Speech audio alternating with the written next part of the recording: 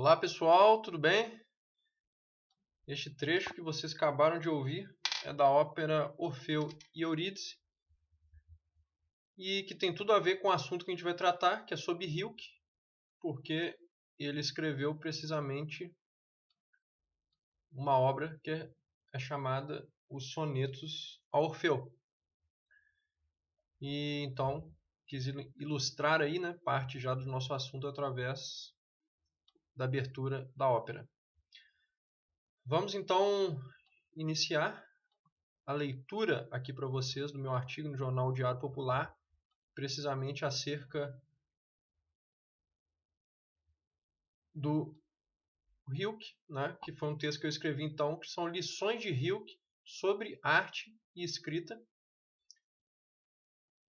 e que então nele tratei diversos temas aí que tem a ver com a obra e a vida do Rilke.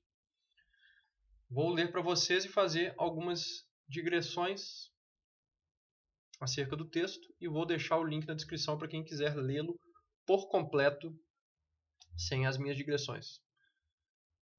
Então vamos lá. Considerado pelo escritor Otto Maria Carpo o poeta mais atual e permanente do nosso tempo, Rainer Maria Rilke se destacou através de sua poesia voltada a imagens inesperadas, a um robusto cuidado com a forma e a preocupação com questões de cunho existencial, além do diálogo com outras artes, como a música e as artes plásticas. Então já aí, pessoal, vocês veem o tanto que é interessante até mesmo para os músicos, né, fazer o estudo mais aguçado aí do Rilke, né, que além das suas obras poéticas, ele também, como a gente vai ver, escreveu obras um pouco teóricas, digamos assim, como as próprias cartas dele, né, que valem para todo tipo de artista, não só para escritores e poetas. Com efeito, Rilke trabalhou cerca de um ano como secretário do célebre escultor Auguste Rodin, de quem sofreu grande influência, uma vez que algumas características da obra do escultor, como o tratamento sutil de temas mitológicos e o uso singular da alegoria, estão também associados à obra do poeta. E, da mesma forma que Rodin disse, foi Michelangelo quem me libertou da escultura acadêmica, podemos dizer que foi Rodin que libertou Rilke de algumas tendências poéticas então em voga, ajudando-o a encontrar a si próprio. Então a gente vê a influência, né, desse escultor sobre o Rilke, que foi muito importante da época que ele trabalhou como secretário dele. Então é uma relação bem importante aí no interior da arte, né, no geral, porque tratam-se de dois grandes artistas. Próximo parágrafo. Conhecido por variadas obras, tais como Elegias do Hino, Sonetos a Orfeu e o Livro das Horas, nos aprofundaremos aqui, porém, nas Cartas a um Jovem Poeta, que consiste na coletânea de correspondências enviadas por Rilke ao poeta Franz Capus, através das quais legou-nos alguns preceitos e lições acerca da arte da escrita e cujo conteúdo exporemos resumidamente a seguir. Então, os próximos parágrafos, pessoal, vou tratar de uma certa síntese deste livro do Rilke, que se tornou famoso, que é o Cartas a um Jovem Poeta. Muito importante, tanto devido ao caráter justamente sintético dos pensamentos de Rilke acerca da criação artística, quanto pela, digamos, facilidade da escrita, né? Diferentemente dos poemas dele, que às vezes tem um caráter mais alegórico e mais metafórico, e às vezes, então, portanto, de um difícil compreensão, ou pelo menos é preciso um maior aprofundamento, né? Leituras mais aprofundadas, digamos assim, em termos de reler o poema, né, várias vezes e tudo mais. Este livro já, né, que é o Caso ao Jovem Poeta, é bem mais tranquilo e ele também não está na forma poética, ele está numa forma prosaica, né, ele é escrito em prosa. Continuando o texto. É recorrente a dúvida de um artista a respeito daquilo que ele deve privilegiar durante suas criações. Exterior ou interior? O empírico ou abstrato? O objetivo ou o subjetivo?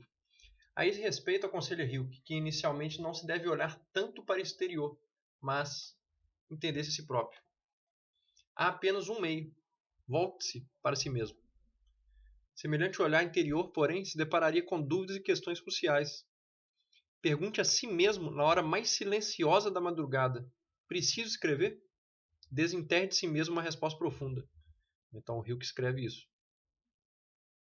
A partir de tal resposta, então, seria acessar a necessidade do artista, aquilo que realmente o motivaria e que consistiria no critério mesmo para a continuidade de sua vocação. Pois, segundo Hilke, uma obra de arte é boa quando surge uma necessidade. É no modo como ela se origina que se encontra seu valor. Não há nenhum outro critério. É interessante, né, esse pensamento assim, do critério através de como a obra surge, né, uma coisa que a gente não vai achar aí, né, em muitos teóricos nesse sentido, né? Então, ou seja, teóricos que tratam do valor da obra. Continuando. Uma vez que essa necessidade estivesse estabelecida, o próximo passo consistiria na escolha do conteúdo, para o que, segundo Poetas, deveria procurar, como o primeiro homem, dizer o que vê e vivencia e ama e perde, de modo a estreitar a variedade dos assuntos, a variedade das vivências pessoais, a fim de se ater às experiências realmente vividas profundamente, porquanto, segundo nas palavras do próprio Hilke, né, é disso que se trata, de viver tudo. Viva agora as perguntas. Talvez passe gradativamente em um belo dia sem perceber a viver as respostas. Essa vivência, todavia, não poderia, segundo Hilke, ser apressada ou procurada obsessivamente, mas teria antes de ser amadurecida lentamente. Então, nas palavras do Hilke, ser artista significa não calcular nem contar, amadurecer como uma árvore que não apressa sua seiva e permanece confiante durante as tempestades da primavera, sem o temor de que o verão não possa vir depois.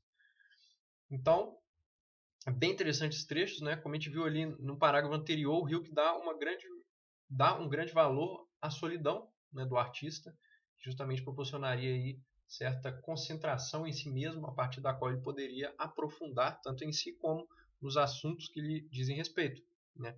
E posteriormente, então, como a gente vê aqui, ele associa isso à questão de conhecer-se a si próprio, né, e de viver também, ou seja, viva tudo, viva agora as perguntas. Então, ou seja, um aprofundamento na própria vida também traria um aprofundamento na própria obra. E é interessante quando ele fala, ser artista significa não calcular nem contar, amadurecer como uma árvore que não apressa a seiva. Ou seja, a pressa também nesse caso, né, é uma certa inimiga nossa.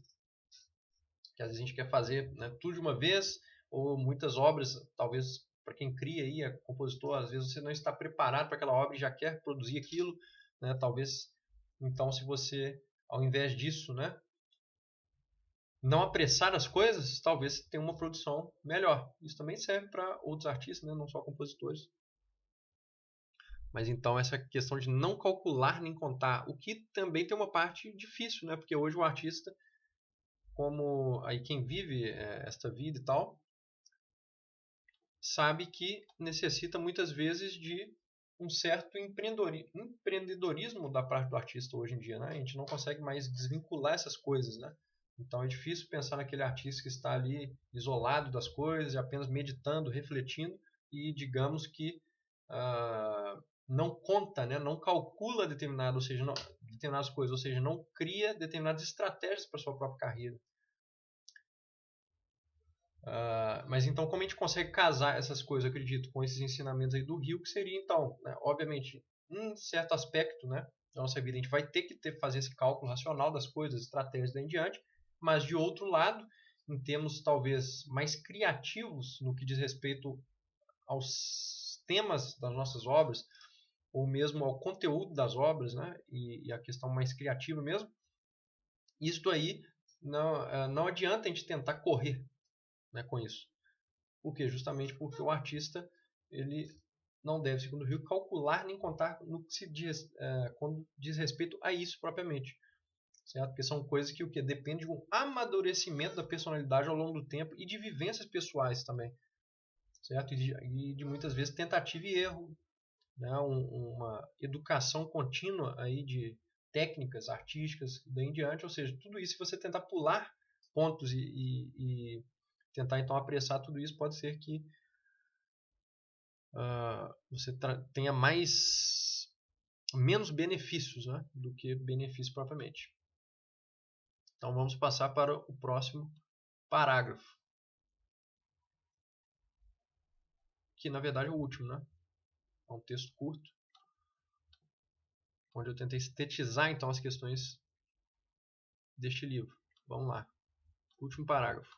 Aquilo que foi gestado pelo artista durante tal tempo de amadurecimento poderia, segundo o autor, ser ainda ajudado por qualquer tipo de ambiente, ao contrário do que pensariam alguns puristas, pois, nas palavras dele, para o Criador não há nenhuma pobreza e nenhum ambiente pobre, insignificante. E, uma vez gestada e finalizada a obra do artista, Hilke lhe aconselha a ler os versos como se fossem alheios, para sentir de maneira mais íntima o quanto são seus. Por fim, o assunto mais tratado pelo poeta ao longo das cartas consistiu na necessidade da solidão por parte do indivíduo criativo, sem a qual ele não poderia conhecer-se a si mesmo e colocar-se no estado propício à criação autêntica.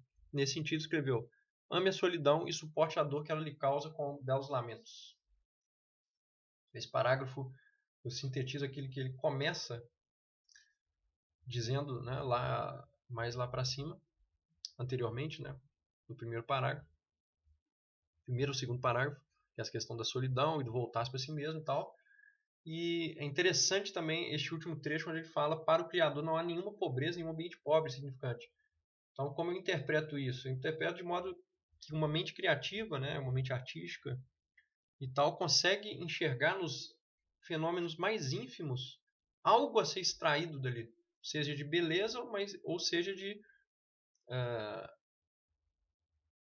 alguma questão formal, por exemplo, né? Ou seja, extrair dali uma forma ou uma inspiração, seja qual for. Ou seja, em cada fenômeno, do mais simples ao mais complexo, é possível para a mente artística encontrar meios de um aprofundamento. Né? E quando a gente nota a arte em geral, né? Desde a literatura até a pintura, em música, etc., a gente consegue notar que os artistas, de fato, eles conseguem, né, os melhores artistas, trabalhar muitas vezes com elementos ínfimos que as pessoas, no geral, passam despercebidas por eles. Só que no olhar do artista aquilo ali ganha uma outra cara, né, que então vai dar um certo aprofundamento e vai conseguir mesclar aquele pequeno fenômeno dentro de uma forma maior, né, dentro de uma obra que tem um contexto, né, maior e tal. Então é bem interessante também esse assunto, né? E por fim, acredito que então são bem interessantes essas colocações do Rio, que convido aí quem não leu, né, este livro a ler. É um livro muito importante, assim, né? A maioria dos escritores, por exemplo, leem ele, mas eu acredito que sirva para todos os outros artistas, né, e não só escritores e poetas. Beleza, pessoal? Então por hoje é isso. Agradeço a atenção de todos. Deixarei o link na descrição para quem quiser ler o texto sem as minhas digressões. Obrigado e até a próxima.